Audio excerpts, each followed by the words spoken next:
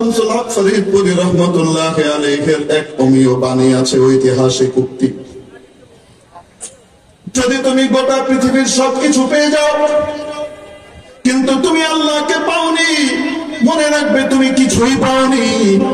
আর যদি গোটা পৃথিবীর সবকিছু হারিয়ে ফেলো, কিছুই পাও নাই, কিন্তু যদি আল্লাহকে পেয়ে যাও তাহলে মনে রাখবে তুমি সব পেয়ে গেছো। ঠিক ঠিক না? আল্লামা শামসুল হক ফরিদপুরি রহমতুল্লাহ আলাইহির এই উক্তি, বাণী আজকে গোটা জাতিকে বারবার স্মরণ করিয়ে দেওয়া দরকার। ঠিক ঠিক না? ও জাতি, তোমরা তোমাদের আত্মপরিচয় দেখো, তোমরা তোমাদের পূর্বপুরুষদেরকে দেখো। আল্লাহর সাথে তাদের সম্পর্ক ছিল, গোটা পৃথিবী তাদের পায়ের তলে এসে আশ্রয় নিতে বাধ্য হয়েছে। মাওলার সাথে যদি কারো সম্পর্ক হয়, আসমানও কথা শুনবে, জমিনও কথা শুনবে, পাহাড় পর্বত কথা শুনবে, নদী নালা কথা শুনবে। কেন? সব সৃষ্টি করা হয়েছে মানুষের জন্য, আর মানুষকে তৈরি করা হয়েছে কার জন্য? আরো আসতে, মানুষকে তৈরি করা হয়েছে আখিরাতের মালিক মাওলার জন্য। الدنيا خلقت لكم وأنتم خلقتم للآخرة وهو معكم أينما كنتم والله بما تعملون بصير।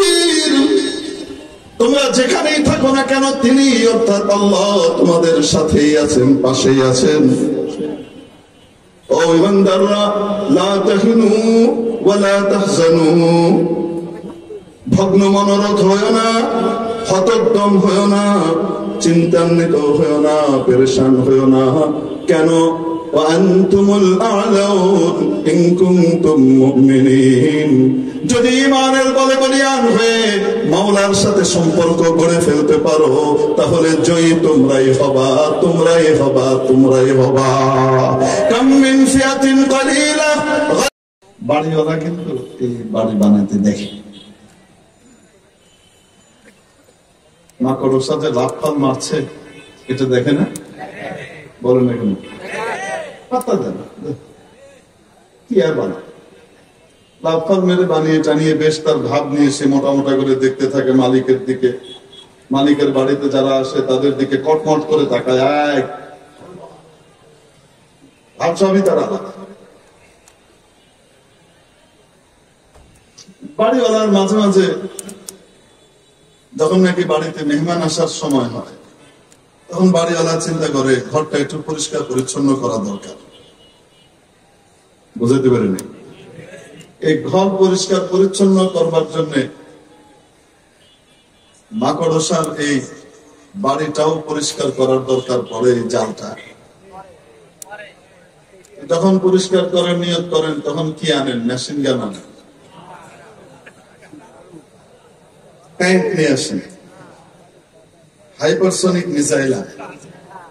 যে মাকড়সার বাড়ি ধ্বংস করতে হবে, বিশাল ব্যবসা। মিউনিসিপাল কর্পোরেশন থেকে কর্মী নিয়ে আসেন, হ্যাঁ, বড় মোটা লাঠি আনেন, কি করেন? এখান থেকে সুন্দর শব্দ বলেছেন, অ্যাসোসিয়েট শব্দ যেটা ঝাঁটা, তার জন্য ঝাড়ু শব্দের সম্বন্ধ। ঝাঁটা, ঝাঁটার ভিতরে আবার খুব শক্ত ঝাঁটা যেটা, সেটা আনে না। নরম ঝাড়ু যেটা ছনের ঝাড়ু, নিজেই নড়ে টড়ে পড়ে, ওইটা একটা আনে। এনে কি বিশাল জোরে বাড়ি মারে, কি করে? উপর থেকে একটা নিচে টান মারে, এক ডলাতে তার বাড়ির। আল্লাহ বলেন, ওয়া ইন্না ওয়াহানাল বুয়ুতি লাবাইতুল আনকাবুত। সবচেয়ে দুর্বলতম ঘর যদি দেখতে চাও, তাহলে নিশ্চিত ভাবে জেনে নাও মাকড়সার ঘর হলো সবচেয়ে দুর্বল ঘর। এটা ডলা মারে। ডলা মারার পরে মাকড়সা সাহেব কি করে বলেন তো? বাড়ি ভাঙার সাথে সাথে ধাই করে জাম্প করে। দেখেন নাই? সাইন করে জাম্প করে, সে প্যারাশুট জাম্প করে। বিরাট ক্ষমতা ধরতো, প্যারাশুট আছে, প্যারাশুট জাম্প করে নিচে পড়ে। নিচে পড়ে ইঁদুরের গর্ত নামক বাংকারে আশ্রয় নিতে যায় দৌড় দিয়ে। দেখেন নাই মনে হয় মাকড়সার আশ্রয়? তো বাড়ির মালিক অনেক সময় চিন্তা করে, থাক, ঘরটাই ভেঙে দিছে, আর এমনি ল্যাংড়া ট্যাংড়া হয়ে গেছে, পড়ে গিয়ে ট্রমা সেন্টারে দৌড়াইতেছে, যাক আর কিছু না বলি। সে গিয়ে বাংকারে ঢুকে সে মনে করে আমি বেঁচে গেছি, আমাদের বাংকার আছে। আর বাড়ি মালিকের যদি মেজাজ বেশি খারাপ হয়, এই খালি জ্বালাতন করে, বাড়ি একটা মারে, পেটের ভিতরে সাদা মাদা পেটা মেটা যা আছে সব বের করে দিয়ে একদম শেষ। ঠিক কি ঠিক খুঁজেও পাওয়া যায়। মেরে মুহতারাম দোস্ত আজিজ ও বুজুর্গ, আল্লাহ তাবারক ওয়া তাআলা বলছেন পৃথিবীর যত শক্তিমান আছে আর যত শক্তিকে তোমরা দেখো, তাদের যত পরিকল্পনা, প্ল্যান, ফন্দি, ফিকির যা তোমরা দেখছো, সব কিছু হলো মাকড়সা আর মাকড়সার জালের মতো। এই জমিনের মালিক কে? আরো আসতে বলেন কে? আপনার এলাকায় জমি আছে না? আপনার নিজের বাড়ি আছে না? জমি আছে না? আপনার জমির ভিতরে কার নিয়ম চলে? আরে আপনি যে সাব কবলা জমি কিনেছেন, বাপের কাছ থেকে ভাগ পেয়েছেন জমি, ওই 5 কাঠা 10 কাঠা জমির ভিতরে কি পার্শ্ববর্তী লোকের ক্ষমতা চলে না আপনার নিজের? কোন গাছ লাগাবেন না লাগাবেন এটা আপনার ইখতিয়ারে। ঠিক কি ঠিক না? এখানে অন্য কেউ কিছু বলতে পারে না। কেন? জমি কার? জমি যার, হুকুম তার। সবাই জানে দুনিয়াতে জমিন যার, হুকুম তার। ঠিক কি ঠিক না? তো এই জমিনটা আমি আপনি বানিয়েছি তো, না কিনেছি? শুধু বানিয়েছেন কে? তাহলে গোটা জমিনটার আসল মালিক কে? বুঝে থাকলে বলুন কে? তাহলে জমিন যদি আল্লাহর হয়, হুকুম চলবে কার? জমিন যার, আসতে বলেন, জমিন যার, জমি কার, হুকুম কার? তাহলে এই জমিনে বিধান চলবে একমাত্র কার? আপনার কেনা জমিনের মধ্যে কেউ যদি অবৈধ হস্তক্ষেপ করতে চায়, ক্ষমতা প্রয়োগ করতে চায়, বলেন তো দেখি, তখন আপনি কি রাজি থাকেন না ঝাঁটা পিটা করেন, পিটা দেন? আপনি যখন পিটা দিবেন, এটা কি সন্ত্রাসী হবে না যে অবৈধ দখল করতে আসলো সে সন্ত্রাসী? কোর্টের কাছে যাওয়ার পরেও নালিশ করলো, তার আর্জি টিকবে না। কোর্ট বলবে তুমি অন্যের জমিনে গিয়ে মাতব্বরি কেন করতে গেলা? বলেন না কেন? ঠিক ঠিক না? মেরে মুখতারাম দোস্ত আজিজ ও বুজুর্গ, এই জমিনের মালিকানা একমাত্র কার? লিল্লাহি মুলকুস সামাওয়াতি ওয়াল আরদ, ওয়ালিল্লাহি মুলকুস সামাওয়াতি ওয়াল আরদ। গোটা আসমান এবং জমিনের রাজত্ব একমাত্র কার? তাহলে এই জমিনে হুকুম চলবে কার? আর এই জমিনে যদি কেউ আল্লাহর বিধানের বাইরে, মালিকের বিধানের বাইরে অন্য বিধান অন্যদের উপরে চাপিয়ে দিতে চায়, তাহলে সেই হলো দখলদার। ঠিক কি ঠিক না? আর দখলদারের ঠ্যাং ভেঙে দিলে কোনো বোধ হয় না, দোষ হয় না। বুঝতে পারিনি? এর মুহতারাম দোস্ত আছে যে বুজুর্গ, তো মাকড়সা সাহেব মনে আছে না নাই? মাকড়সা সাহেবকে মাঝে মাঝে জমিনের মালিক যখন দেখেন আমার বিশেষ অতিথি আসার সময় হয়েছে, খুব বেশি দেরি মনে হয় নাই, পৃথিবী যে হারে ডেটোরেট করছে নিচের দিকে, যেভাবে অধপতনের দিকে যাচ্ছে, আমার আজ থেকে 20-25 বছর আগে মনে হতো কিয়ামত আসতে কত দূর, কিয়ামত হানুজ দূর আসছে, মনে হতো কিয়ামত এখন অনেক দূর আছে। কারণ এত আলামত হবে, এই হবে, সেই হবে, এগুলো প্রকাশ পাবে, তারপরে না মালহামায়ে আজিমা হবে, তারপরে আর অনেক কিছু আছে। ঠিক না? তো মনে হতো, কিন্তু এখন আলহামদুলিল্লাহ মাশাআল্লাহ তাআলা এই হযরত ওয়ালার বরকতে দেখেছেন তো না দেখেন? এই যে হযরত ওয়ালা মোবাইল, অন্য ভাষায় ডিজিটাল প্রযুক্তি এবং আধুনিক উন্নতি, এই ইলেকট্রনিক উন্নয়নের যুগে গুনাহের পরিমাণ যেটা গত 1000 বছরে হওয়া সম্ভব হয় নাই, তা মাত্র 10-15 বছরের ভিতরে তার চেয়ে বেশি গুনাহ সাদের হয়ে যাচ্ছে। ঠিক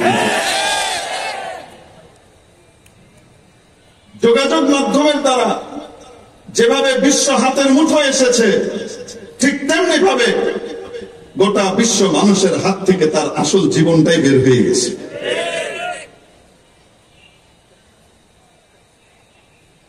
গোটা পৃথিবীকে মোবাইল এইভাবে এনে হাতের মুঠোয় দিয়ে দিয়েছে, কিন্তু নিজের পরিবার, নিজের স্ত্রী, নিজের সন্তান, নিজের স্বামীকে এইভাবে দূরে ছড়িয়ে দিয়েছে। স্বামী আর স্ত্রী পাশে পাশে বসে আছে, শুয়ে আছে। ইনি আছেন আমেরিকাতে আর উনি আছেন আফ্রিকাতে, দুইজন দুইজনের সাথে কাজ সারতেছে, এক ঘরের ভিতরে কোনো সম্পর্ক।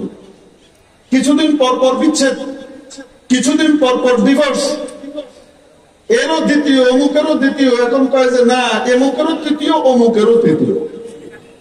বুঝাইতে পারি না এই তামসা বাংলাদেশবাসীরা, এই তামসা বাংলাদেশবাসীরা ব্যাপক হারে বিগত কয়েক শতাব্দীতেও দেখে নাই। ঠিক ঠিক, তাহলে অধপতন হয়েছে না হয় নাই? অধপতন যত দ্রুত হবে কিয়ামতের দিকে তত ধাবিত হতে থাকবো। যখন আগাছায় ভরে যাবে, মাকড়সার জাল দিয়ে চারিদিক ভরে যাবে, মেরে মুহতারাম দোস্ত আজিজ ও বুজুর্গ, বাড়ির মালিক, জমিনের মালিক রব্বুল আলামিন পরিষ্কার করবার জন্য অতিথি পাঠাবেন। ইমাম মাহদি আসার সময় হয়েছে, সম্ভবত হযরত ঈসা আলাইহিস সালাম আসার সময় কাছাকাছি, ঠিক কিনা? খুব বেশি দূরে না। যেহেতু মাওলায়ে পাকের মেহমান আসার সময় হয়ে গেছে, এজন্য মাবুদের তরফ থেকে বিশ্ব মাকড়সা গুলাকে ঝাঁটা পেটা করা শুরু হয়েছে। আমাদের হারানোর কিছু নেই তো। মরলে শহীদ, আরে বলেন মরলে শহীদ, বাঁচলে গেছে। কবি নজরুল ইসলামের কবিতাগুলো আর কবে পড়বো আমরা? বিদ্রোহী কবির সেই কবিতাগুলো আমরা আর কবে পড়বো? রবীন্দ্রনাথ সাহেবের কারণে তো নজরুল সাহেবকে নির্বাসনে পাঠিয়েই রেখেছে। নির্বাসিত, নিগৃহীত নজরুলকে আমাদের মধ্যে আবার ফিরে আনা দরকার, তার ইসলামী চেতনাগুলোকে। ঠিক ঠিক না? অন্যগুলোকে না, আবার বাস বিষয়ের দরকার আছে, সেটা আলেম ওলামার কাছ থেকে জেনে নিয়েন কোনটা নিবেন কোনটা নিবেন না। নাইলে আবার দেখবেন ওই যে শেষ জীবনে যখন নাকি আমার ওই যে খালামণিরা আসছিলেন, প্রমিলা, এনারা যখন তাশরিফ আনছে, আইনে মাথার ভিতরে আবার অন্য জিনিস ঢুকেছে, যার মুখ দিয়ে বেরোয় তো আলেম ওলামা এবং নবী প্রেমের চেতনার কথা, ওই মুখ দিয়ে বের করতেছে। বিশ্ব যখন এগিয়ে চলেছে আমরা তখন পিছিয়ে, বিশ্ব যখন এগিয়ে চলেছে আমরা তখন পিছিয়ে, বিবি তালাকের ফতোয়া খুঁজেছি কোরআন হাদিস চষে। বিবি তালাকের ফতোয়া তো এমন জিনিস যেটা না হলে পৃথিবী হারামজাদায় ভেঙে যাবে। এটা কি সাধারণ জিনিস নাকি? তালাক হয়ে গেছে, তারপরেও যদি সম্পর্ক থাকে তাহলে কি এটা কি বৈধ সম্পর্ক না অবৈধ সম্পর্ক হয়ে যায়? তো অবৈধ দিয়ে যা পয়দা হবে সেগুলো বৈধ না অবৈধ? আলেম ওলামা পৃথিবীটাকে বৈধ রাখতে চায়। যারা স্থূল দৃষ্টিতে দেখে, সূক্ষ্ম দৃষ্টিতে দেখে না, তাদের কাছে এটা বড় সাধারণ জিনিস মনে হয়। ঠিক ঠিক। মেরে মুহতারাম দোস্ত, এই জন্য ইসরায়েলের উপর দিয়ে আল্লাহ তাবারাক ওয়া তাআলা হামাসের একটা ঝাড়ু পাঠাইছেন। মাত্র ঝাঁটা পেটা থামে নাই, কিন্তু বলেন না কেন? ঝাঁটা পেটার সাথে সাথে মানবতার রূপও তারা প্রকাশ করে চলেছে। ঠিক কিনা? নিরপরাধ বৃদ্ধ সাধারণ নাগরিকদেরকে তারা সসম্মানে মুক্তি দিয়ে দিচ্ছে, নারীদেরকে মুক্তি দিয়ে দিচ্ছে। যারা মুক্তি পেয়ে আসছে তারা বলছে তারা আমাদের সাথে বড় ভালো আচরণ করেছে, আমাদের জন্য একজন ডাক্তার রেখেছিল, এই কয়জনকে সবসময় ডাক্তার দেখাশোনা করতো, কোনো সমস্যা যেন না হয়, ঔষধ সরবরাহ করেছে, সময় মতো খাবার দাবার দিয়েছে, কোন রকমের খারাপ আচরণ আমাদের সাথে করে নাই। শত্রুর মুখ থেকে, কাফেরের মুখ থেকে আল্লাহ রাব্বুল আলামিন ঈমানদারের প্রশংসা বের করবেনই করবেন। ওয়াল্লাহু মুখরিজুম মা কুনতুম তাকতুমুন, তোমরা যা গোপন করতে চাও, ইসলামের মহানুভবতা, মুসলমানদের মহানুভবতা, যেগুলোকে তোমরা গোপন করতে চাও, সমস্ত মিডিয়াকে এদিক থেকে ফিরিয়ে মুসলমানদের ভেতর থেকে নৃশংসতা আর বানোয়ার সন্ত্রাসবাদ তোমরা দেখাতে চাও, আল্লাহ রাব্বুল আলামিন এই বানোয়ার জিনিসগুলোকেও বের করে দেবেন এবং বাস্তবতাকেও আল্লাহ তাআলা ফুটিয়ে তুলে ধরবেন। ঠিক কি ঠিক না? আল্লাহ তাআলা ব্লাস্ট করে দেने वाले हैं जो तुम छुपाना चाहते हो। আল্লাহু মুখরিজুম মা কুনতুম তাকতুমুন, ওদের মুখ থেকেই আল্লাহ বের করছেন। ঠিক কি ঠিক? তাহলে ঝাঁটা পেটা কি বন্ধ হবে না চলবে? আসতে বলেন। হ্যাঁ, আমরা যদি ঝাঁটা পেটা বন্ধ করে দেন, বন্ধ হবে না। কেন বন্ধ হবে না? 75 বছর থেকে জুলুম নির্যাতনের শিকার হচ্ছে ফিলিস্তিনিরা তাদের নিজেদের বাড়িতে। আমি এই জন্য বলেছিলাম, আটলান্টিকের ওই পারের অবৈধ স্বামী আর এই পারের অবৈধ স্ত্রী, রাজনৈতিক এই সিয়াসি দুই স্বামী স্ত্রী মিলে অবৈধ সন্তান, অবৈধ রাষ্ট্র ইসরায়েলের জন্ম দিয়েছে। ঠিক কি ঠিক না? এই জমি ছিল মুসলমানদের, এই জমি ছিল ফিলিস্তিনিদের। দ্বিতীয় বিশ্বযুদ্ধের সময় যখন নাকি ইহুদিরা দিকে দিকে গণহারে মার খাচ্ছিল, রিফিউজি হয়ে ঘুরে বেড়াচ্ছে, তাদের কোন নির্ধারিত আবাস নাই, তখন ওরা এসে রিকোয়েস্ট করলো যে ফিলিস্তিনিদের এখানে একটু জায়গা দেন, একটু উদ্বাস্তু শিবির। আমরা রোহিঙ্গা ভাইদেরকে জায়গা দিয়েছি না? ওরা ইহুদি না, মুসলমান, এই জন্য ওদের ভিতরে সারাফত আছে, ভদ্রতা আছে, তারা আমাদের কৃতজ্ঞতা স্বীকার করে, ওখানেই তারা বসবাস করে। ঠিক কি ঠিক না? চিটাগাঙ্গ দখল করে ফেলে নাই, কয়েকদিন পরে শক্তি নিয়ে কুমিল্লাও দখল করে আবার ঢাকার দিকেও আসতেছে, এমনও খবর পাওয়া যায় নাই। ঠিক কি ঠিক? আর এরা, এদেরকে জায়গা দেবার পরে কি হয়েছে?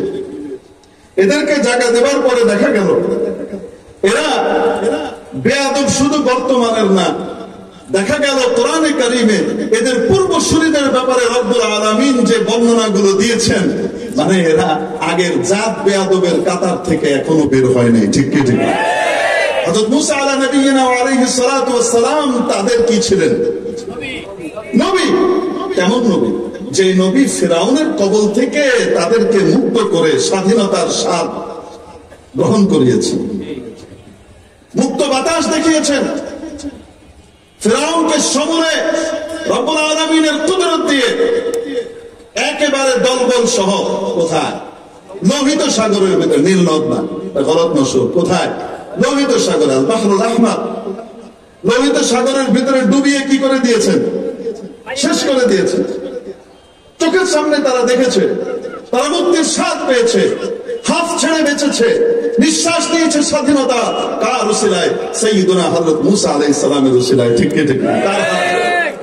এই মুসা আলাইহিস সালামের সাথে যখন কথাবার্তা বলতো, বলার সময় ন্যূনতম ভদ্রতা এবং সম্মান বোধটুকু তারা প্রকাশ করত।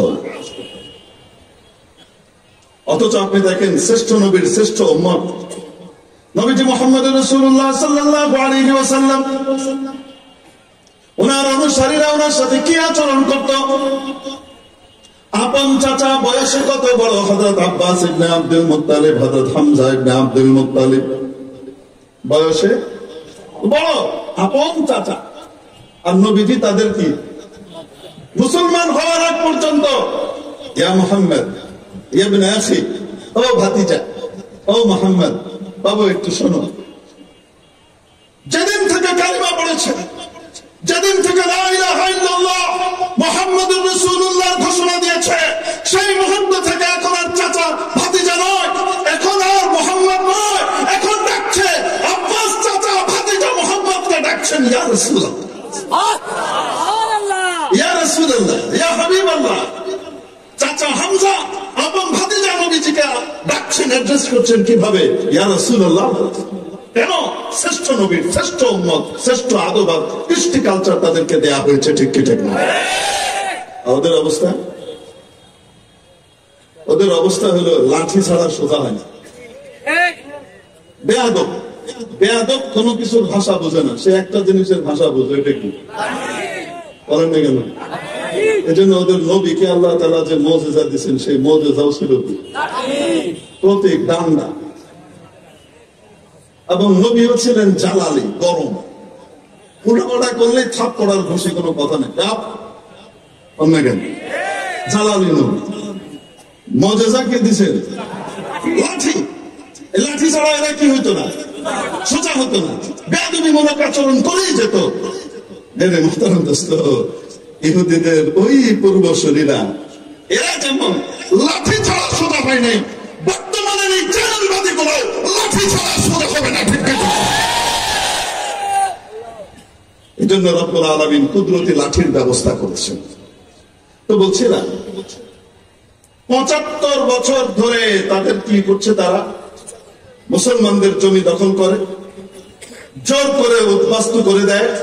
একথা আজকে তাদের প্রাক্তন প্রেসিডেন্ট আমেরিকার, যে আমেরিকা ন্যাংটা হয়ে নির্লজ্জের মতো ইসরায়েল জালেম এবং ইহুদিবাদী শক্তির এই অপশক্তির এই দখলদারদের, এই অমানুষ এবং পিশাচদের, এই পশুদের পাশে দাঁড়িয়ে তাদেরকে সমর্থন করেছে, সেই আমেরিকারই প্রাক্তন প্রেসিডেন্ট মিস্টার বারাক ওবামা বলেছে, ঘোষণা করেছে যে না, ইসরায়েলের যেমন নিজের অস্তিত্ব রক্ষার, আত্মরক্ষার অধিকার আছে, কিন্তু তাই বলে একথা আমরা ভুলে যেতে পারি না 1948 থেকে এই পর্যন্ত যেভাবে ইসরায়েলিরা ফিলিস্তিনিদের ভূমি জবরদখল করেছে, তাদেরকে উচ্ছেদ করেছে, এটাও কখনো মেনে নেওয়া যায় না।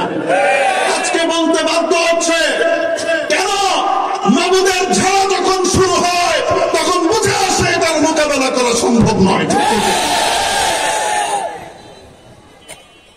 এই ঝাঁটা পেটা কার? এই জন্য দেখেন মানুষ কয় না যে ভূতের মুখে রাম রাম, ভূতের মুখেও কি বেরিয়েছে? হ্যাঁ, স্বীকারোক্তি দিতে বাধ্য হতে। তাহলে বলেন তো দেখি, 1971-এর আগে আমরা পাকিস্তানের অংশ ছিলাম, ঠিক না? বলেন না কেন? কিন্তু ওপারের জালিম শাসকরা যখন 25শে মার্চের কালো রাতে নির্বিচারে বাঙালিকে হত্যা করলো আর গণহত্যার রীতি চালু করলো, তখন থেকে বীর বাঙালি ফুসে উঠলো, নিজের অধিকার রক্ষার আন্দোলনে সবকিছু নিয়ে ঝাঁপিয়ে পড়লো, ঠিক কি ঠিক না?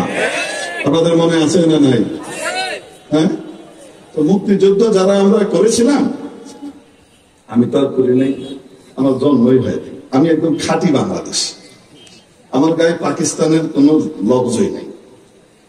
71-এর আগে যারা জন্ম নিয়েছে, যারা বসে বসে হুজুরদেরকে রাজাকার, দাড়ি টুপিওয়ালাদেরকে রাজাকার, সুন্নতের উপরে যারা চলে তাদেরকে রাজাকার, এই সমস্ত কথা বলে না, এই লোকগুলা অধিকাংশর গায়ের ভিতরে এক সময় পাকিস্তান ছিল, এখন বাংলাদেশ আছে, তা না কেন? আর 71-এর পরে আমরা যারা জন্মগ্রহণ করছি, আমরা খাঁটি বাংলাদেশি, বলেন না কেন? পাকিস্তানের পাও আমাদের বিষয় না।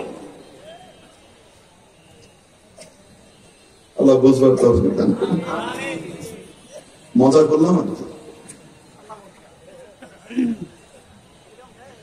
মেরে মুহতারাম দোস্ত, যখন মুক্তিযুদ্ধ শুরু হলো, আমরা আমাদের অধিকার ছিনিয়ে নেবার জন্য আমরা হানাদার বাহিনীর মোকাবেলা করেছি, বলেন না কেন?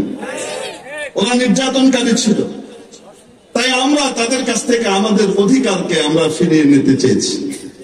আমরা যে আন্দোলন করেছি, আন্দোলন করতে গিয়ে, সংগ্রাম করতে গিয়ে ওদের উপরে আক্রমণ করা লাগে নাই, বলেন না কেন?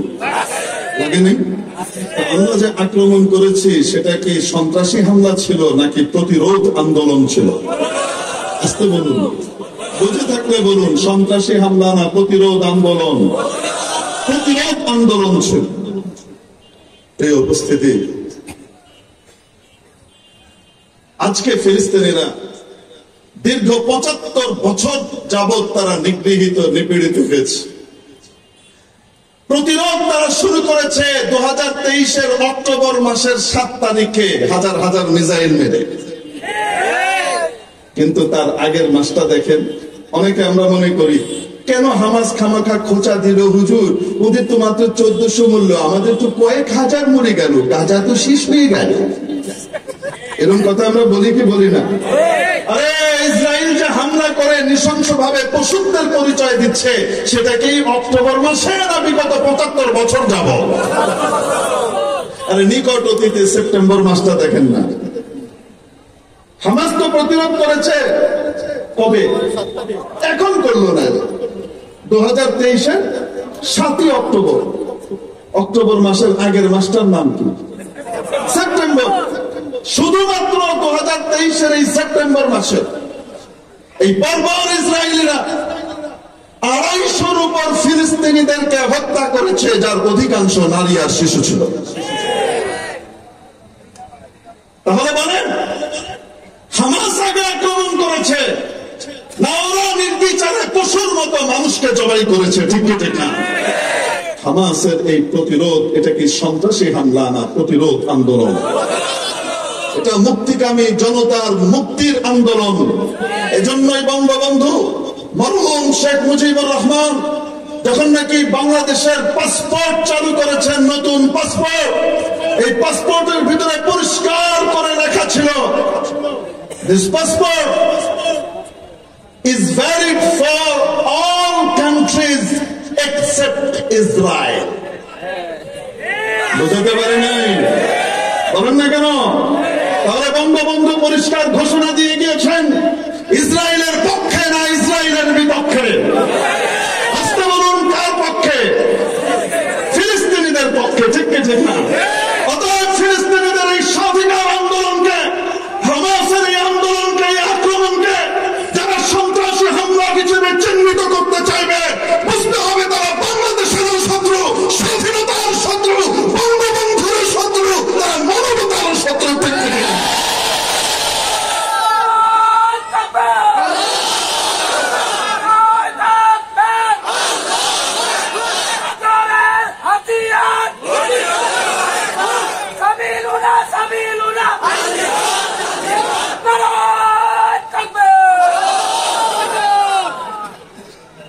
প্রিয় উপস্থিতি, আমার যে লাস্ট পাসপোর্ট যেটা করেছি বেশি দিন আগে না, সেটাতেও এই বাক্যটা আছে, শুনতে পাচ্ছি, আমি এখনো দেখি নাই।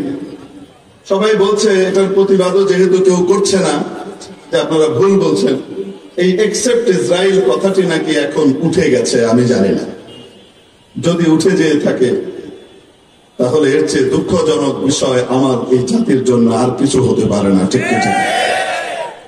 আল্লাহ আমাদেরকে হেদায়েত করুক বলে আমিন। যদি ভুলক্রমে উঠে গিয়ে থাকে, আমরা দাবি করব বঙ্গবন্ধুর রেখে যাওয়া সেই আদর্শকে যেন আমাদের পাসপোর্টের ভিতরে আবার ফিরিয়ে আনা হয়, ঠিক ঠিক। মেরে মুহতারাম দোস্ত, আজকে এই গোটা বিশ্ব দুই ভাগে বিভক্ত হয়ে গেছে। আমরা মনে হয় দেখি নাই, কি বলেন? হয় নাই? কয় ভাগে বিভক্ত? কসাই পার্টি, মানবতার কসাই আর মানবতার পক্ষের শক্তি, ঠিক কি ঠিক না? দুই ভাগে বিভক্ত হয়েছে। আটলান্টিকের ওই পারের কসাই, ইরাকের কসাই আমেরিকা, ইসরায়েলের পক্ষে সমর্থন দিচ্ছে। লিবিয়ার কসাই গ্রেট ব্রিটেন এবং আমেরিকা ইসরায়েলের পক্ষে কথা বলছে। বলেন না কেন? অদ্ভুত ভাবে আমরা দেখতে পেলাম কত দূরের এক গুজরাটের কসাই, সেও আবার তাদের পক্ষে ঘোষণা দিচ্ছে, ঠিক কি ঠিক না? সমস্ত কসাই, মানবতার কসাইরা এক জায়গাতে একত্রিত হয়েছে। এই কসাইদের মোকাবেলায় আজকে আমাদের গোটা মুসলিম বিশ্বকে মানবতার পক্ষের শক্তিকে এক হতে হবে, ঠিক কি ঠিক না? যে মুহূর্তে, প্রতি মুহূর্তে মুসলমান নারী আর শিশু নির্যাতনের শিকার হয়ে জীবনের জন্য বিকলাঙ্গ আর পঙ্গু হয়ে যাচ্ছে অথবা প্রাণ হারাচ্ছে, সে মুহূর্তে সকল কসাই পার্টি এক হয়ে গেল। যে মুহূর্তে মুসলমানদের এই মানবতা রক্ষার জন্য কি হানাফি, কি শাফি, কি মালিকি, কি হাম্বলি, কি শিয়া, কি সুন্নি, কি বিদাতি, কোনো কিছু দেখার বিষয় নয়। ঐক্যবদ্ধভাবে আজকে এই কসাইদের মোকাবেলায় নেমে আসা দরকার ছিল। ঠিক সেই মুহূর্তে দেখতে পাচ্ছি সহিহ আকীদার নাম নিয়ে কিছু দালাল ইসরায়েলের পক্ষপাতিত্ব করছে।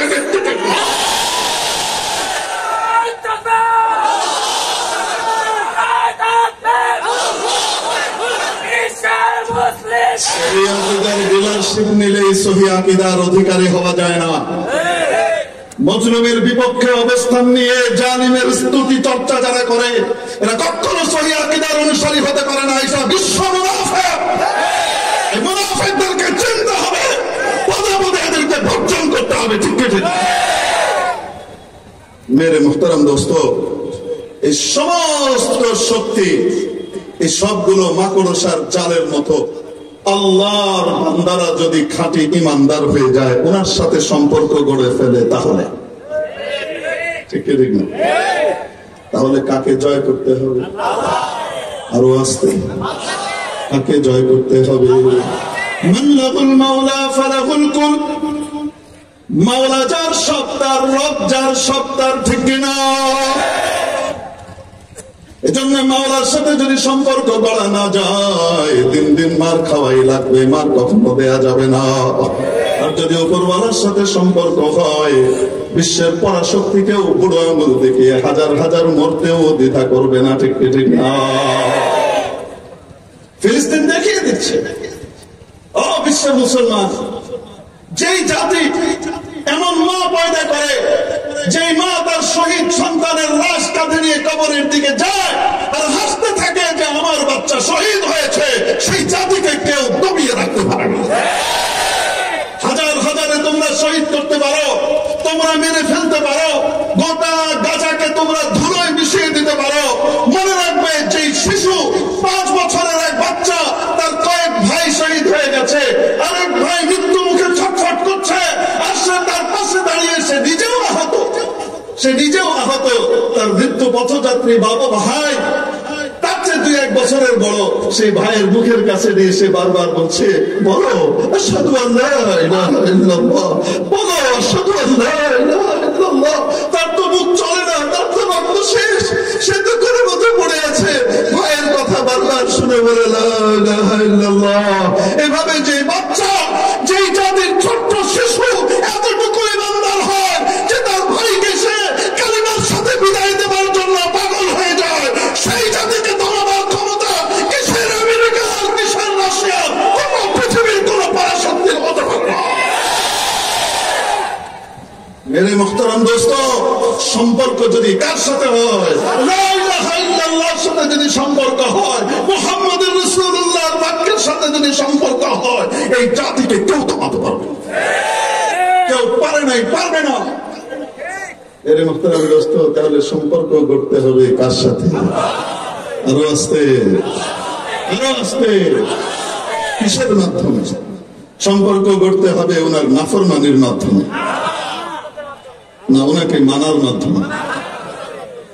আজকের যে মহান ব্যক্তিকে নিয়ে আমরা এখানে বিশাল সম্মেলন ডেকেছি, এই মহান ব্যক্তি শামসুল হক ফরিদপুরি রহমতুল্লাহ আলাইহির এক অমীয় বাণী আছে, ঐতিহাসিক উক্তি।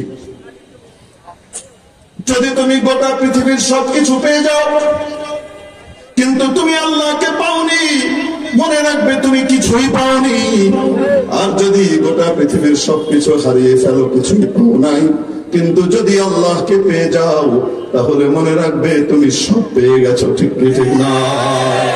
আল্লামা শামসুল হক ফরিদপুরি রহমতুল্লাহ আলাইহির এই উক্তি, এই বাণী আজকে গোটা জাতিকে বারবার স্মরণ করিয়ে দেওয়া দরকার। ঠিক ঠিক না?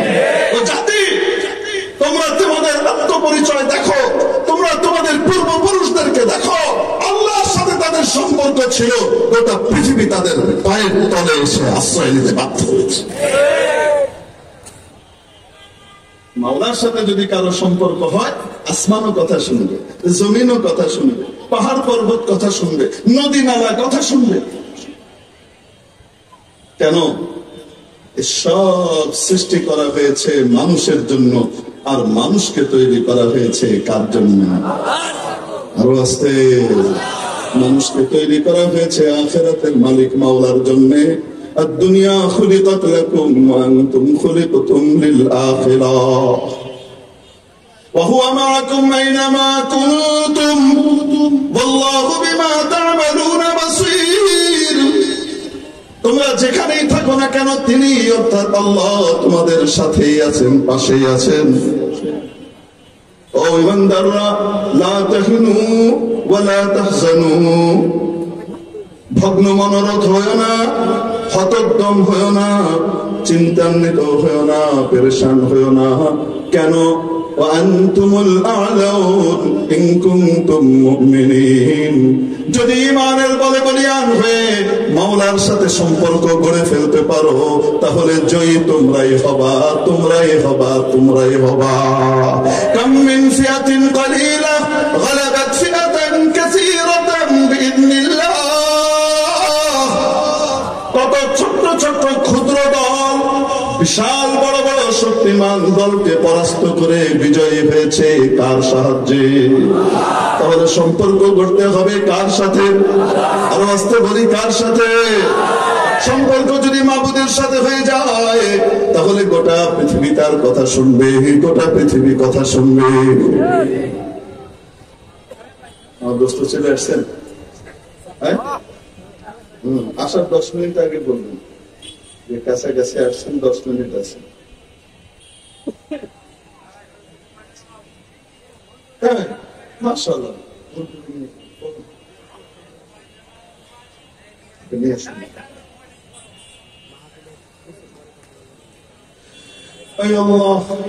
বিরক্ত হচ্ছেন আপনারা, বুঝতে পারছেন? এটা ছোট মানুষ এসে বড় বড় কথা বলছে। আসলে বড় বড় কথা তো বলছি না, আমার পাশে বড় আছে তো, বড় আসরে বড় কথা বেরোইতেছে, কি আর ঠিক না? মেরে মাআজাল হাজিরিন, হযরত ওমর রাদিয়াল্লাহু তাআলা আনহুর যুগের কথা। আমাদের বাংলাদেশে কিন্তু আছে, নদী শাসন অধিদপ্তর আছে, জানেন না? নাম কি? আরে না, পানি সম্পদ করে আলাদা নদী শাসন অধিদপ্তর আছে। এনাদের কাজ হলো নদীর যদি চর পড়ে যায়, চরের কারণে যদি নদী ভাঙ্গনের শিকার হয়, নদী ভাঙন রোধ করা, অতিরিক্ত জোয়ারে যেন নদীর সমস্যা না হয়, গতিপথ এদিক ওদিক লোকালয়কে ভেঙে দিয়ে যেন চলে না যায়, এই ইত্যাদি আর কি। সোজা কথা নদী ভাঙা কন্ট্রোল করা, বুঝাইতে পারি নাই? হ্যাঁ, নদী শাসন করা। তো শাসকদের যে দশা, যারা নদী শাসন করে, কর্মকর্তারা রাতের বেলায় শাসন করে ফিরে গেছে সারা দিন ব্যাপী, 10-15 দিন ব্যাপী এরকম বড় বড় ব্লক কয়েক কোটি টাকা দিয়ে বানিয়ে নদীর পাশে স্থাপন করে লাগিয়ে টাগিয়ে শুয়ে গেছে। যাকে শাসন করছে পরের দিন সকালে এসে দেখে সে সব খেয়ে শেষ করে দিচ্ছে না, কেন? নদীর তলায় চলে গেছে, ঠিক না? নাসির আচ্ছা 10 মিনিট আগে বলবো, পরে কিন্তু কেউ না যে হুজুর এসে অপেক্ষা করতেছে, আমার লজ্জা লাগে, কেউ এসে অপেক্ষা করবে আর আমি বয়ান চাই। আপনাকে নাসির হুজুর আসবেন ইনশাআল্লাহ, শুনবেন না বয়ান? উনি কিন্তু আমাদের নাসির হুজুর। আমাদের নাসির হুজুর কেন সেটা আবার বলে দিই। আমার শ্বশুর সাহেবরা 3 ভাই। কয় ভাই? জিজ্ঞেস করলে কত? আমাকে 4 ভাই। 4 ভাইকে বদল খাকি, বাচ্চু খাকি, তারপরে ছোট চাচার নাম পেত, আর হলো নাসির। মানে এনারা 4 জন একই সাথে বড় হয়েছে, একই বাড়িতে থাকছে, খাওয়া দাওয়া চলাফেরা উঠা বসা সব একসাথে। এই জন্য পেতেছে আপনাকে নাসির হুজুর না, আমাদেরও নাসির হুজুর। আমার তো চাচা শ্বশুর নেই। আসল চাচা শ্বশুরের চাইতে ঢাকা শ্বশুরের চাচা শ্বশুরের পাওয়ার কিন্তু বেশি হয়, সেটা বোঝেন তো? না বোঝেন না? আরে আসল ভাইয়ের চাইতে বউয়ের ভাইয়ের পাওয়ার বেশি হয় না, কেন? ঠিক না? হ্যাঁ, এই জন্যই চাচা চলে আসলে তার কথা কওয়া যাবে না, তাই তাড়াতাড়ি শেষ করে দিচ্ছি। হযরত ওমর রাদিয়াল্লাহু তাআলা আনহুর যুগের কথা। মিশর জয় হলো, হযরত আমর ইবনে আল-আস রাদিয়াল্লাহু তাআলা আনহু মিশরের গভর্নর নিযুক্ত হলেন এবং উনি ওখানে গভর্নর হওয়ার পরে ওখানকার লোকজন এসে বলল, হযরত একটা বিষয় জানিয়ে রাখি, গোটা মিশরের ফসল ফসল ইত্যাদি নির্ভর করে নীল নদের পানির প্রবাহ এবং তার সেচের উপর। নীল নদে যদি পানি না থাকে মিশরে দুর্ভিক্ষ। আর নীল নদের একটা সিস্টেম আছে, সেই সিস্টেম হলো শত শত বছর থেকে চলে আসা রীতি। তার মধ্যে পানির জোয়ার আনতে হলে বর্ষার আগে আগে খুব সুন্দরী রূপবতী এক যুবতীকে বলি দেওয়া লাগে। কি করা লাগে? বলি দেওয়া লাগে। দিলে তাহলে কি হয়? সে খুশি হয়, পানি আসে। অর্থাৎ আমর ইবনে আল-আস রাদিয়াল্লাহু তাআলা আনহু বলেন, কোশ্চিন কালেও না ইসলাম এই সমস্ত কুসংস্কারকে বিশ্বাস করে না, বাদ। আল্লাহর কি কুদরত, চারিদিকে ভরা বর্ষার মৌসুমে পানি, নীল নদে পানি নেই। তারা আবার এসে বলল, আমরা বলেছিলাম না, আপনি তো কাজ করলেন না, করলে তো আজকে নীল নদে পানি থাকে। হযরত আমর ইবনে আল-আস রাদিয়াল্লাহু তাআলা আনহু পুরো পরিস্থিতি লিখে মদিনায় আমিরুল মুমিনিন ওমর ইবনে খাত্তাব রাদিয়াল্লাহু তাআলা আনহুর কাছে পাঠালেন। হযরত ওমর রাদিয়াল্লাহু তাআলা আনহু পত্র পাওয়ার সাথে সাথে তৎক্ষণাৎ 2টা চিঠি লিখলেন ওখানে বসে। এই বাসি খুশি ফুটবি না, যে কেউ, আমিও আসলে বাসি ফুটবা না, কেউ আসলে বাসি ফুটবা না, কারণ বয়ান নষ্ট হয়। যারা শোনে তাদেরও কষ্ট হয়, যে কয় তারও কথার খেয়ে হারাইয়া যায়। ঠিক ঠিক না? সবচেয়ে বড় জিনিস হলো এটা আদবেরও খেলাফ। আল্লাহ এবং আল্লাহ রসুলের কালাম চলাকালীন আদবেরও খেলাফ। বেঈমানকে সসম্মানে নিয়ে আসতে হবে, কিন্তু ফুরুত ফরত দিয়ে না। তারপরে হযরত ওমর রাদিয়াল্লাহু আনহু চিঠি লিখলেন হযরত আমরের কাছে, আমর তুমি যেটা করেছো এটা সঠিক কাজ করেছো, এজন্য তোমাকে মোবারকবাদ দিচ্ছি। 2, আমি একটা চিঠি তোমার কাছে পাঠিয়েছি, আরেকটা লিখেছি নীল নদের বরাবর।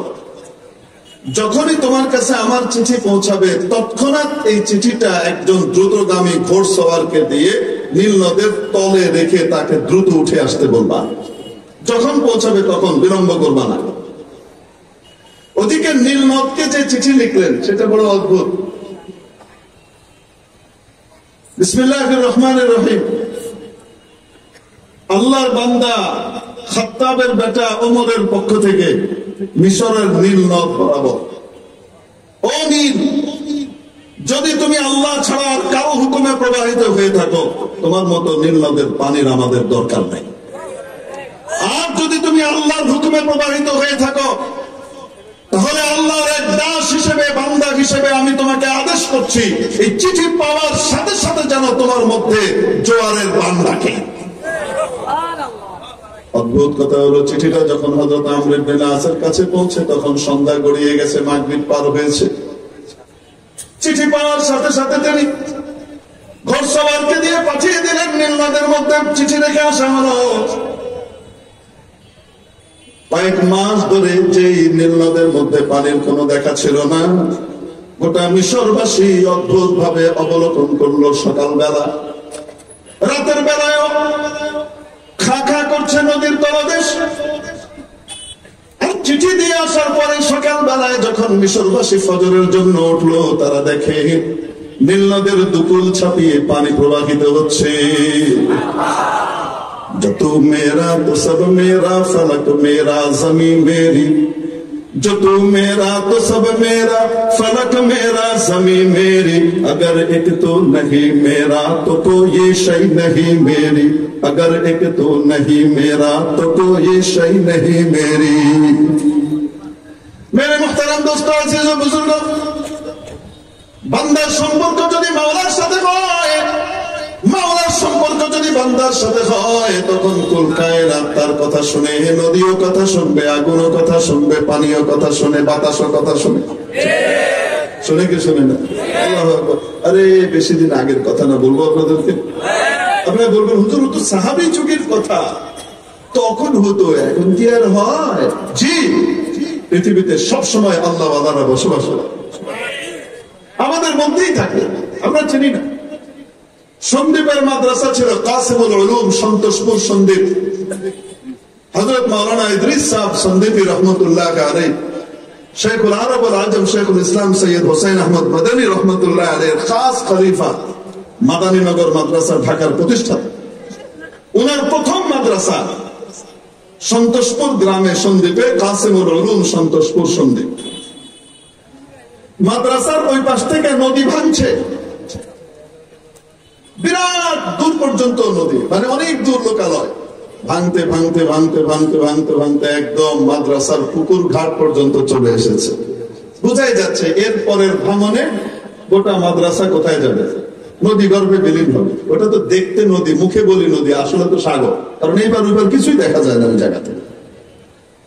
ভাঙছে এবং এই ভাঙনটা রোধ করতে পারছে না। মাইলের পর মাইল ভেঙে এসেছে নদী দ্রুত গতিতে। আপনাদের পদ্মার গ্রাস দেখেননি?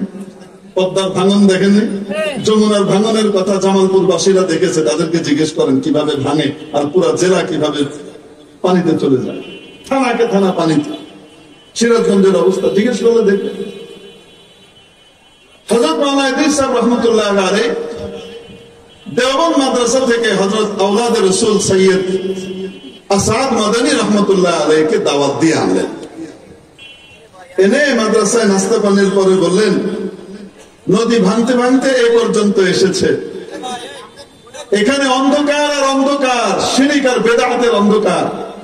এই মাদ্রাসাটা টিমটিম হেদায়েতের আলো, এটা নিভে গেলে এখানে আর অন্ধকার দূর করার কিছু থাকবে না। আমি আমি আমার জীবনের সবটুকু দিয়ে এই মাদ্রাসাটাকে আমি গড়ে তিলে তিলে এতটুকু বড় করে এনেছি।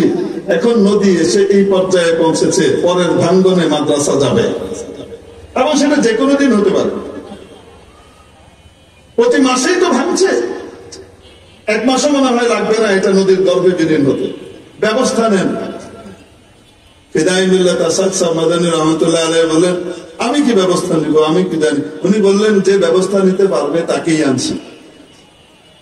যার সাথে উপরে সম্পর্ক আছে উনি বললেন নদী কথা শুনবে, তাকেই আনছি। আপনি এখন বলেন, ব্যবস্থা নেন।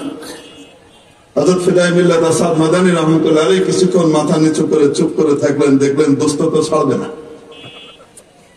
সাথে করে নিয়ে চলেন নদীর কাছে যাই। একদম নদীর পাড়ে গিয়ে দাঁড়ালেন। আশপাশে যারা ছিল তারা বলতে লাগলো, হযরত আর না, একদম খারাপ, আর থম করে ভেঙে যেতে পারে, আর না। উনি কারোর কথা শুনলেন না, একদম তীরে গিয়ে দাঁড়ালেন। খারাপ আর নিচে বিক্ষুব্ধ জল তরঙ্গ। ওইখানে দাঁড়িয়ে নিজের লাঠিটা নদীর ওইখানে গাড়লেন, ওই মাটিতে গেড়ে হাত উঠিয়ে দোয়া শুরু করলেন। কি দোয়া করেছেন আল্লাহই জানে। সবাই দোয়া করলো, দোয়া করে ওখান থেকে ফিরে চলে আসলেন। ওই দিন থেকে ভাঙ্গন বন্ধ। এখানে শুধু ভাঙ্গন বন্ধ না, এর কিছুদিন পর থেকে ওদিকে চর জায়গা শুরু হয়েছে। চর জাগতে জাগতে জাগতে জাগতে এখন মাইলের পর মাইল ওইদিকে লোকালয়। গত বছর আমি ওখানে বয়ান করতে গিয়েছিলাম এবং ওখানে গিয়ে নিজ চোখে দেখে এসেছি। কল্পনাই করা যায় না যে এই জায়গাতে কোনো সময় নদীর গ্রাসে চলে গিয়ে নদী এসে এখানে ঠেকেছে। পানি কথা শুনে না, শুনে না, পানি কার কথা শুনে? যদি মানুষ বান্দা যদি মাওলার কথা শুনে মাওলার হয়ে যায়, মাওলা যদি বান্দার হয়ে যান, তাহলে আসমানও কথা শুনে, নদীও কথা শুনে, কোন কায়নাত কথা শুনে, ঠিক কিনা? পশু পাখিও কথা শুনে। সময় নাই, বলবো না। হযরত সাদর সাহেব রহমতুল্লাহ আলাইহি সেই উক্তিটাই, যদি তুমি আল্লাহকে পেয়ে যাও, তুমি যদি কিছুই না পেয়ে থাকো, তাহলে তুমি সব পেয়ে গেছো, ঠিক কি ঠিক না? একটা সুয়াল এ মুকাদ্দার এবং তার জবাব দিয়ে শেষ করে দিচ্ছি। আপনি বলবেন, হুজুর এত বড় বড় আল্লাহ আল্লাহরা বসে আছে, তাহলে আপনারা জেলে যান কেন? আপনারা উল্টায় দিতে পারেন না কেন? আপনারা এই করেন না কেন, সেই করেন না কেন? তাহলে পুলিশের হাতে মাইর খান কেন? কোন না কেন? নবীজি আবু জাহেল আবুল আহাবের লস্করের হাতে মাইর খান নেই? তাহলে কোন না কেন? নবীজির দাঁত ভাঙে নেই? নবীজির মাথা কি এখান থেকে ফেটে গিয়ে ভেতরে লোহার কড়া ঢুকে যায়নি? বলেন না কেন? নবীজির চাচা হযরত হামজা কি শহীদ হন নাই? চেনা যাচ্ছিল, এভাবে শহীদ হন নাই। তার মানে কি আল্লাহ নবীর ছিলেন না? আল্লাহ তাআলা মুসলমানদেরকে পরীক্ষা নেন, দেখান, যে মানুষকেও দেখিয়ে দেন যে আমার বান্দারা যে আমাকে মানে, তারা শুধু জয় পাওয়ার জন্য আর দুনিয়ার হালুয়া রুটি পাবে, পার্থিব লাভ পাবে সব সময়, এটার জন্য মানে না। জয় পেলেও তারা আমার থাকে, তারা পরাজিত হলে, মার খেলেও, শহীদ হলেও তারা আমাকে ছেড়ে যায় না, আমার পথে তারা অটুট থাকে। আল্লাহ রাব্বুল আলামিন এটা গোটা পৃথিবীবাসীকে দেখিয়ে দিতে চান, এরা আমার, এরা আমাকে ভালোবাসে, তাই মার খেলেও যায় না, ঠিক কি ঠিক না? এটা দেখেন। নাম্বার 2, যার কাছে মাওলা যত বেশি পাওয়ার দেন, তাকে তত বেশি সবর দান করেন। কি দান করেন? ততক্ষণ পর্যন্ত তারা ওই ধরনের অ্যাকশনে যান না যতক্ষণ মাওলার ইশারা না হয়। আপনাদের দেশে ছাগল নাই? আছে? ছাগলকে কুত্তা ঘেউ ঘেউ করলে মেজাজ খারাপ হয়। ছাগল কিন্তু একদম শিং পেড়ে গিয়ে কুকুরের পেটে গুঁতো মারতে ছাগলকে দেখেছেন না? দেখেন নাই? হ্যাঁ, ছাগল সাধারণ সহজ সরল, কিন্তু গুঁতা মারলে কিন্তু পেট ফুটা করে দিতে পারে, ওটা কিন্তু পারে। ঠিক ঠিক।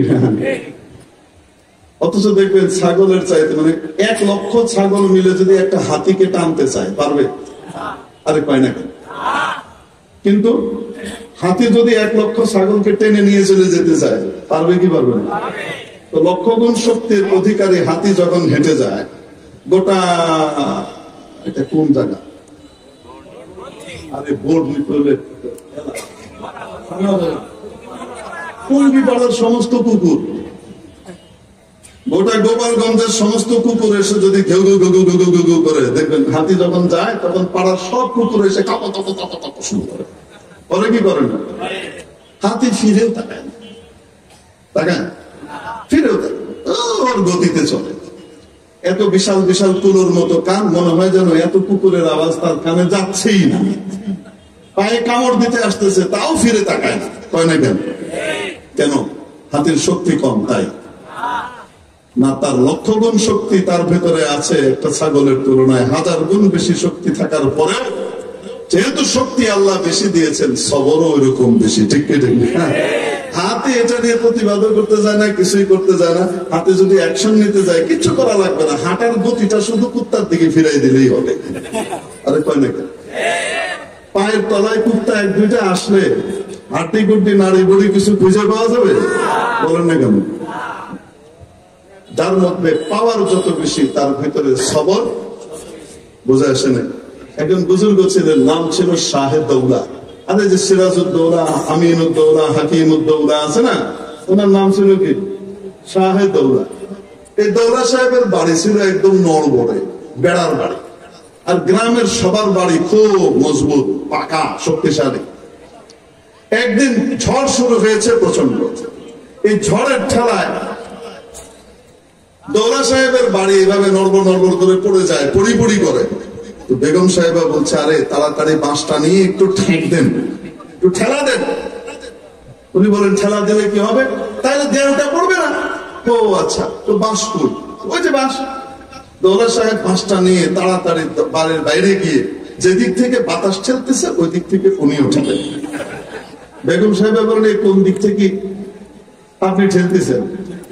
ও ঠেলাতে কি কারণ ঠেলা দিতে বলেছি নাকি? আপনি কি করছেন? আরে কি করলাম? ঠেলা ওই দিক থেকে দিতে পারে তো কি হবে? এখানে 1 ঘন্টা পরে যদি বাড়ি পড়তো তো 1 ঘন্টা আগে পড়বে। ঠিক কি ঠিক না?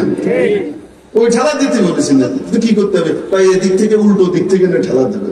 ও পারবো না বলে ভেতরে আসছে। ভেতরে এসে বলে, ওরে আল্লাহর বান্দি, এতদিন পর্যন্ত বুঝলাম না, জিধার মাওলা উধার দৌলা, জিধার মাওলা উধার দৌলা। মাওলা যেদিকে দৌলা সেদিকে। মাওলা যদি ঠেলে ফেলতে চায় তো আমি বাতাসের সাথে আরেকটু হেল্প করবো ফেলার জন্য। উনি দেখে না? উনি তো দেখে, আমি কেন ঠেলবো? বেগম সাহেব বলে, আপনারা নিলে আর পাওয়া গেল না, মানুষে আপনারা বুজুর্গ, আপনার তো মাথাই ঠিক নেই, আপনি উল্টো গায়ে ঠেলে। ও আচ্ছা, যাই হোক। সকাল হয়েছে, ফজরের পরে যখন নাকি আলো ফুটেছে, সবাই দেখছে গ্রামের কারো বাড়ির চাল নাই, কারো বাড়ির দেয়াল নাই, কারোটার তো দরজা নাই, কারো কোনো কিছুই নাই। এমন একটা বাড়ি নাই মজবুত বাড়ি যেগুলা পরিপূর্ণ অক্ষত আছে, কিন্তু দৌলা মিয়ার বাড়ির কিছু হয় না, এই নড়বড়ে বাড়ি জায়গা মতো আছে।